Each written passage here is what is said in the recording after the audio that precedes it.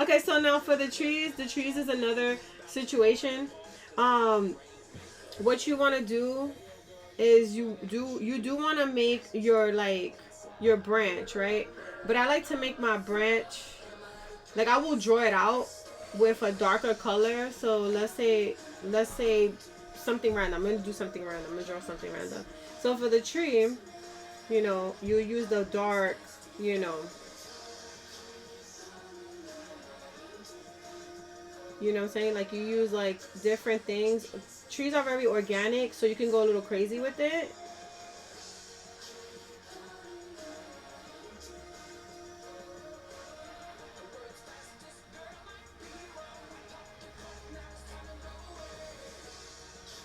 Like I'm just being real random with it. Like this is obviously a sketch. And then like inside that tree, I like to make like little squigglies. And they don't have to be like super big, you know what I'm saying? They could be like real crazy. They don't have to necessarily be, you know, perfect. Cause trees are not perfect if you look at them. They're just like real like clunky, and I'm actually scared of trees sometimes. But yeah, and then like you can even make like this part will be like a little bit of a, like it'll be just crazy. It'd be crazy with ridges, like different ridges, so that you can get like, you know.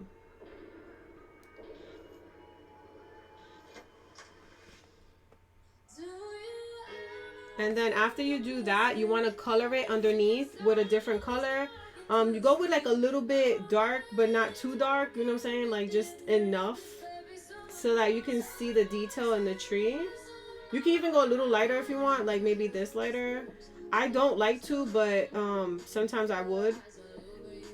So like we're gonna like basically do it. It looks crappy, I know, but I'm just helping you guys. So like once you get your line art, you want to do this part, which is just adding the tree color. So once you add the tree color, you know, this is what it's supposed to look like almost, right? So, oh, nice, really helpful. Yeah. So then after you do that, right? I'm gonna merge mine because I have to. So I'm gonna do it. You don't have to do that though, especially if you're learning how to do it. You know, just take your time. So for the bottom of the tree, you do want to make there's a brush tool. The brush tool is in the it's called decorations in Clip Studio. You go to vegetation, and in there you get the husky maple flower or foliage. I like foliage, I think. Yeah, I like foliage the best because it looks like every other tree. So use foliage, and with foliage, you do want to go like around the whole situation. So you get like, I'm using blue. So I'm using blue because my sky is blue.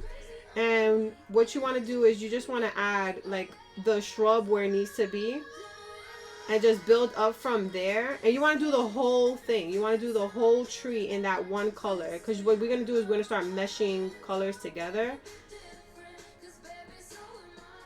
So after you do all this,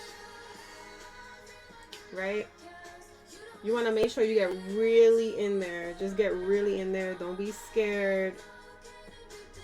Don't be scared. And you're going to do this behind that thing. It's a weird looking word though. Foliage. Foliage. That's not how you spell it though, but it is similar. Oh, let me turn off this sky. So you see, this is the color I'm using. And you want to make sure you get like around it. Don't worry about don't worry about if it's falling out of places, because that's what trees do sometimes. So you don't have to worry about it. But inside of it, you really got to get in there. So you got to like really go over it a whole bunch of times before you can get there. Then after that, you do want to take like your green and like go over it. And this will be like on top of the tree. You know, this is the stuff that's going to be happening on top of the tree. Now, the blue is going to act as your shade, and the green is going to act as your highlights. I'm doing this because, yeah, that's how you say it. Foliage. Yeah, foliage. This is amazing. Thank you so much. No problem. So yeah, you add all your greens, right? And like, when it comes down to the top pieces, like if you want to go ahead, just make some of the areas dark, like a lot saturated with that green. Just some of the places. You don't need to do all of them. Just some of them, so that it can show up when you know, when you draw it out, it'll show up. So when you get it all in there. And I know that I'm using like it's like a stamp tool in a way, but it works really good, like a paintbrush. So that's how I treat it. I treat all my everything that I do like this, I treat it like a paintbrush, you know. So after you're done with that, you want to use your like yellowish green color, but before you even use yellowish green, go with like the lightest part of the green and like go over it on the top pieces, on certain pieces. But what you want to do is you want to dot it. You know what I'm saying? You just want to dot over it like so. On the top, definitely get your greens in there. I even make my brush a little bit so that I can just dot it in there. You know? Then you just like add it. Just add it all over. You can even make it a little bit bigger. Just come over here just a little bit. You don't necessarily have to use this type of green. You can use like maybe a little bit of a like a little bit more of a higher green from what you already use, and like you can use that, like come over it like so. And then being that the sun kisses the trees in a way, you want to take that yellow and you just want to hit it over on top, you know, just on top. Nothing crazy, just on top of it. And then that's what makes your tree.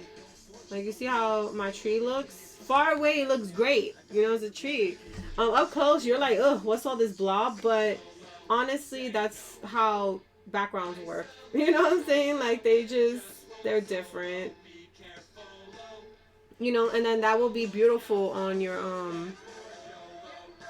sky. You know what I'm saying? Like, if you look at it, it looks weird, but that's how it works, you know? Especially if, like, the clouds is in the way. So, like, if I were to take the cloud area and I will put it here, you can see it looks great with the clouds, and you can see the cloud a little bit between the brush. So that's how it's supposed to look. But with this bark part, you can definitely like do a linear burn on it, like a linear burn. Add a blue possibly. Not too crazy of a blue, possibly like the same blue that you use, but a lighter form of that blue, I would say. And then like come over it. Oh shoot, that's not right. Hold up, what's happening here? Where's this thing at? Here we go. Yeah, you come over that bad boy, you know what I'm saying? You can linear burn this, so linear burn that. You know? And it will definitely get darker than the inside, so the inside will always be dark. The only time it will be light is probably the bark below it. So you could definitely do that, you know?